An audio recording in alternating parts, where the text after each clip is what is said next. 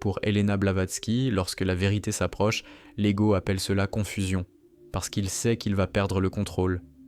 Selon la théosophie d'Elena Blavatsky, la plus grande tromperie spirituelle n'est pas de dormir, c'est de croire que l'ego éveillé est l'âme. Blavatsky a révélé que la prison de l'âme n'est pas créée par le monde, mais par l'identité mentale que tu as appris à appeler moi. Cette vidéo n'est pas apparue par hasard. Elle est l'appel de ton âme parce que quelque chose en toi a déjà perçu le mensonge. Tu n'es pas confus. Tu es prisonnier. Prisonnier d'une identité construite, répétée, renforcée chaque jour. Prisonnier d'un ego qui a appris à utiliser des mots spirituels pour rester aux commandes. Le problème n'a jamais été le manque de recherche. Le problème, c'est que la recherche a été détournée et Elena Blavatsky a exposé ce détournement avec une précision implacable. La prison de l'âme n'est pas extérieure, elle opère à l'intérieur. Écris dans les commentaires maintenant, ce n'est pas un hasard, et deviens membre de la chaîne. Cet espace n'a pas été créé pour réconforter les identités, il a été créé pour les briser. Tu ressens le poids, une fatigue qui ne se résout par aucune pratique, une sensation persistante que quelque chose d'essentiel a été perdu. Ce n'est pas une faiblesse, c'est la friction entre l'âme et le masque. Dans la théosophie, l'âme ne dort pas, elle est réduite au silence. L'ego n'est pas seulement la vanité, l'ego est l'ensemble des pensées, des émotions et des histoires que tu as appris à appeler « moi ». Tant que cette construction gouverne, la conscience demeure captive. Voici le mensonge central. La spiritualité moderne enseigne l'adaptation à la prison. Elle enseigne à décorer la cellule. Elle enseigne à mieux fonctionner à l'intérieur de l'ego. Blavatsky démontre cela. Pour elle, s'éveiller n'est pas ressentir la paix. C'est perdre les illusions. C'est l'effondrement de la fausse identité. C'est la conscience qui réalise qu'elle a été trompée. Et cela fait mal. C'est pourquoi on l'évite. Tu as toujours senti que tu n'appartenais pas, même lorsque tu avais l'impression d'être sur le bon chemin. Blavatsky appelait cela l'oubli de l'âme, non comme une métaphore vague, mais comme un mécanisme réel. L'oubli se produit lorsque la conscience s'identifie à ce qui est transitoire. Les pensées passent, les émotions passent, les rôles passent. L'âme ne passe pas, mais elle a été repoussée au fond, tandis que l'ego prenait le centre. Ce n'est pas un hasard si cette vidéo apparaît maintenant, quelque chose en toi a reconnu. Ce n'est pas de la curiosité, c'est de la mémoire. La théosophie affirme, s'éveiller, c'est se souvenir que tu n'es pas la voix dans la tête, se souvenir que tu n'es pas l'histoire personnelle, se souvenir que la conscience n'appartient pas à l'ego. L'ego s'en empare, il crée l'illusion du contrôle, il maintient la prison en fonctionnement. C'est maintenant, il n'y a plus moyen d'y échapper. L'épuisement que tu ressens ne vient pas de la vie, il vient de la contradiction interne. L'âme connaît la vérité. L'ego soutient le mensonge. Ce conflit génère l'usure, génère la culpabilité, génère des cycles d'auto-sabotage. Et pendant que tu essaies de t'améliorer, le mécanisme reste intact. Blavatsky a été clair. Tant qu'il y a identification à l'ego, il n'y a pas de liberté. S'identifier signifie croire que tu es ce qui change. Les pensées changent, les émotions changent, les circonstances changent. Si tu te confonds avec cela, la prison est active. La conscience se fragmente. Le contrôle demeure. Observe maintenant. Observe la réaction intérieure à ces mots. Observe la résistance. Observe l'impulsion d'être d'accord ou de ne pas l'être. Cette réaction n'est pas l'âme, c'est l'ego qui tente de se défendre. Le voile s'agite lorsqu'on le touche. Le voile, dans la théosophie, est tout ce qui recouvre le réel. Ce n'est pas un mysticisme creux, c'est un processus intérieur, direct, vérifiable par l'observation elle-même. Tu as essayé de te réparer, d'être meilleur, de t'élever. Rien n'a fonctionné parce que l'erreur n'a jamais été toi, c'était l'identité qu'on t'a donnée. L'ego t'a convaincu qu'il était le centre, tu y as cru. C'est le noyau de la prison. Cette vidéo n'est pas venue enseigner des méthodes, elle est venue confronter le mensonge, elle est venue retirer le sol sous la fausse identité, elle est venue rappeler ce qui a toujours été présent, mais réduit au silence. Et pendant que tu écoutes, quelque chose commence déjà à céder. Ce n'est pas un hasard, ta conscience a été appelée. Et la question qui reste ouverte, sans clôture, sans réconfort, résonnant maintenant, est qu'est-ce qui, en toi, insiste encore pour contrôler lorsque la vérité commence à apparaître. Tu ressens l'impulsion de tout comprendre immédiatement, d'organiser, de nommer, d'expliquer. Cette impulsion n'est pas la clarté, c'est le contrôle. L'ego ne supporte pas le vide, il a besoin de le remplir. Lorsque la vérité commence à émerger, la première réaction est d'essayer de la transformer en concept. C'est ainsi que la prison se maintient. L'âme n'explique pas, elle reconnaît, et cette reconnaissance n'est pas confortable. Blavatsky a clairement indiqué que la conscience emprisonnée préfère 1000 fausses réponses à une seule vérité qui détruit l'identité. Voilà pourquoi tant de lectures, tant de techniques, tant de recherches, non pour libérer, mais pour retarder l'effondrement. Tu as toujours senti cela, tu sais que c'est vrai. L'ego se nourrit de continuité, il a besoin du passé et du futur, il a besoin d'histoire, il a besoin de progrès. L'âme existe hors de cette ligne. Lorsque tu essaies d'évoluer, l'ego te remercie. Parce que tant que tu améliores ça à quelque chose, tu ne questionnes pas qui est aux commandes. Cela maintient tout à l'identique. Le plus grand tour de la prison est de te faire croire que tu avances, que tu es plus conscient, que tu es plus éveillé.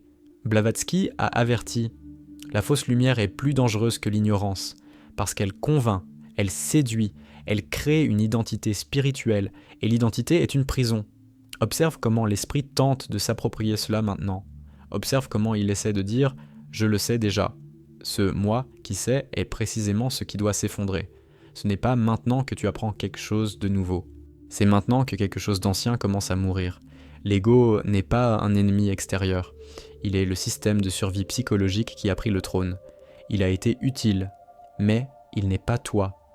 Lorsque la théosophie parle de libération, elle ne parle pas de détruire le monde. Elle parle de retirer l'autorité du faux centre, et cela ne se produit pas par l'effort, cela se produit par la vision. La vision fait mal parce qu'elle démonte, elle fait mal parce qu'elle retire le sol. Tu perçois la peur surgir lorsque tu imagines ne rien être de ce que tu crois être. Cette peur ne vient pas de l'âme. L'âme ne craint pas de disparaître. L'ego, si, parce qu'il n'existe que tant que tu y crois. C'est pour cela que la résistance apparaît, c'est pour cela que l'esprit tente de fuir. Blavatsky n'a pas offert de réconfort, elle a offert la rupture. Elle a montré que tant que la conscience est hypnotisée par la personnalité, par l'émotion, par le récit personnel, la prison continue de fonctionner parfaitement. Et tu as vécu cela en cycle, toujours les mêmes. Les décors changent, les personnes changent, les méthodes changent, le schéma intérieur demeure. Ce n'est pas de la malchance, c'est le mécanisme actif. Tant que l'ego interprète tout, rien ne change vraiment. Maintenant, quelque chose de différent se produit. Tu ne cherches pas. Tu es confronté. Cela change tout. Il ne s'agit pas d'en faire plus. Il s'agit de cesser de se confondre. Arrête de t'appeler par le nom du masque. Arrête d'obéir à la voix automatique. Ne lutte pas contre les pensées. Observe-les. N'essaie pas de te débarrasser de l'ego. Vois-le. Voir suffit. Parce que ce qui est vu perd son pouvoir. L'âme n'a pas besoin de vaincre l'ego. L'ego tombe lorsqu'il n'est plus cru. C'est maintenant, pas plus tard, pas quand tu seras prêt. La préparation est un autre mensonge. Ressens-tu la pression dans le silence ? C'est là que la prison commence à faillir. Et tandis que cela se produit, une question reste ouverte, sans réponse, pressant de l'intérieur, te tirant hors de l'ancienne identité, exigeant une attention totale. Que reste-t-il lorsque tu ne te nommes plus rien ? Lorsqu'il ne reste plus de nom, plus d'histoire, plus de rôle, quelque chose panique. Cette panique n'est pas spirituelle, elle est psychologique. C'est le système d'identité qui perçoit qu'il perd le contrôle. La prison réagit lorsque la porte commence à céder. Tu ressens l'envie de fuir cela, de te distraire, de penser à autre chose. Cet élan non plus n'est pas toi. Blavatsky expliquait que l'ego survit par la dispersion de l'attention. Il a besoin que tu sois toujours occupé, à résoudre, à chercher, à t'améliorer, à comprendre. Le silence le menace.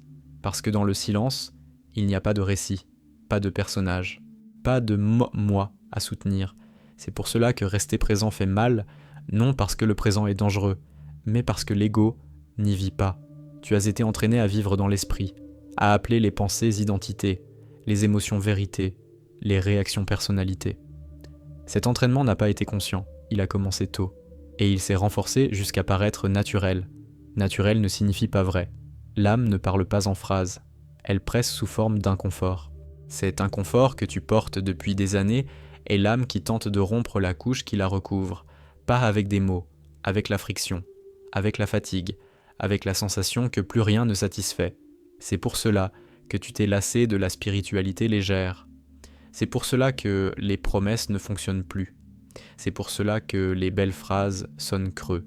Tu n'as pas perdu la foi, tu as perdu la patience face aux mensonges. L'ego tente de s'adapter à tout, même à cela. Il essaie de dire « maintenant j'ai compris, maintenant je vais utiliser ça ». Mais il n'y a ici aucun usage possible, aucun gain, aucune nouvelle identité à endosser, seulement une perte. Perte du faux centre, perte de l'autorité mentale, perte de l'illusion du contrôle. Et cette perte effraie parce que personne ne t'a appris à exister sans le masque. Mais Blavatsky a été direct, la liberté n'est pas acquérir quelque chose, c'est cesser de soutenir ce qui n'a jamais été réel. Observe maintenant le besoin de conclusion, observe l'envie de fermer cela, d'arriver à un point sûr. Cette envie est la prison qui réclame la continuité. La conscience réelle ne clôt pas, elle demeure ouverte. Tu n'as pas besoin d'être d'accord avec quoi que ce soit ici, tu n'as pas besoin de croire. La théosophie n'a jamais exigé la croyance, elle a exigé l'observation honnête, voir le fonctionnement intérieur sans justifier, sans corriger, sans fuir. Vois comment la pensée surgit seule, vois comment l'émotion réagit seule, vois comment l'identité se forme seule. Si tout surgit seul, où es-tu là-dedans ? Cette question n'est pas philosophique, elle est directe, elle est inconfortable. Pendant que tu essaies de répondre, quelque chose d'important se produit. L'ego perd le rythme. Il ne parvient pas à se soutenir sans réponse prête, sans définition, sans position. Nas, c'est dans cet intervalle que l'âme respire, non comme une émotion élevée, mais comme une présence nue. Cet état n'est pas permanent au début, il vient et repart, parce que l'habitude de l'ego est ancienne, mais chaque fois que tu vois, quelque chose s'affaiblit, non par la force, par la lucidité. Blavatsky appelait cela « retirer le voile », non l'arracher, le retirer, couche après couche, toujours par la vision, jamais par la lutte, lutter, renforce, voir, dissout. Et maintenant, tandis que cela continue de s'ouvrir, tandis que l'esprit tente de reprendre le contrôle sans y parvenir totalement, quelque chose reste suspendu dans l'air, exigeant toute ton attention, sans réponse immédiate, sans échappatoire facile, attendant simplement que tu demeures avec. Qui observe lorsque l'ego ne peut plus commander ? Lorsque l'ego perd le commandement, il tente de négocier. Il promet de changer, d'être plus humble, plus spirituel, plus conscient. C'est le dernier tour de la prison, non pour libérer, mais pour continuer d'exister sous une autre forme. Tu as déjà vécu cela, tu as changé de discours, tu as changé de pratique. Mais le centre est resté le même. La théosophie est claire. L'ego n'a pas besoin d'être amélioré. Il doit être vu pour ce qu'il est, un mécanisme, une habitude, un système automatique, ni ennemi, ni allié. Simplement, quelque chose qui n'est pas toi. Lorsque cela est vu réellement, quelque chose se brise. Pas à l'extérieur, à l'intérieur. Tu commences à percevoir qu'une grande partie de la souffrance ne vient pas de la vie, mais de l'interprétation constante. L'esprit commente tout, juge tout, anticipe, se souvient, compare. Ce bruit constant est le geôlier, et il n'existe que tant que tu obéis. L'âme ne réagit pas, elle observe. C'est pour cela que le silence effraie. Non parce qu'il est vide, mais parce qu'il ne donne pas de scène à l'ego. Dans le silence, il n'y a pas de personnage, pas de drame, pas d'identité à défendre. Et l'ego appelle cela la mort. Mais ce n'est pas une mort réelle, c'est la fin du contrôle. Tu ne perds pas la conscience, tu perds le mensonge. C'est à ce point que beaucoup reculent, parce qu'il n'y a pas d'applaudissements, pas de reconnaissance, pas la sensation d'être quelqu'un de spécial. La prison a toujours offert une identité en échange de l'obéissance. Maintenant, cela commence à échouer. Tu réalises que dans sa queue, tu n'as rien à réparer en toi. L'impulsion de te réparer faisait partie du contrôle. L'âme n'a jamais été brisée, seulement étouffée. Et lorsque cela est vu, même par instant, quelque chose change de direction. L'attention cesse de courir après. Elle s'arrête. Elle observe. Elle soutient l'inconfort sans fuir. C'est le point réel de rupture. Silencieux, sans spectacle. Et tandis que ce silence grandit, tandis que l'ego tente de reprendre le contrôle sans y parvenir totalement, une tension demeure ouverte, vivante, pulsant en toi, exigeant une présence continue, sans réponse toute faite, seulement cette question qui refuse de partir. Que se passe-t-il si tu ne t'identifies plus à ce qui surgit dans l'esprit? Si quelque chose en toi a été mis à nu, ne tente pas de refermer cela. Ne transforme pas cela en compréhension rapide. Ne l'étiquette pas. Ne le spiritualise pas. Ce qui a été touché ici n'est pas un concept, c'est le point où l'ego perd de la force et où la conscience commence à voir. Cette vidéo n'est pas apparue par hasard. Tu n'es pas arrivé ici par curiosité, quelque chose en toi a reconnu l'appel. Si cette confrontation t'a traversé, deviens membre de la chaîne maintenant. Ce n'est pas un espace de confort, ni de motivation spirituelle. C'est un champ continu de démasquage, de rupture de l'identité et de rappel de l'âme, fondé directement et fidèlement sur la théosophie originale d'Elena Blavatsky. Écrit dans les commentaires, en pleine conscience, ce n'est pas un hasard, ce n'est pas un engagement vide, c'est un acte de positionnement intérieur, et ne pars pas en cherchant une conclusion. La prison ne s'effondre pas avec des fins, elle commence à se fissurer lorsque tu demeures. Le prochain portail est déjà ouvert. La question demeure vivante, et l'ego le sait.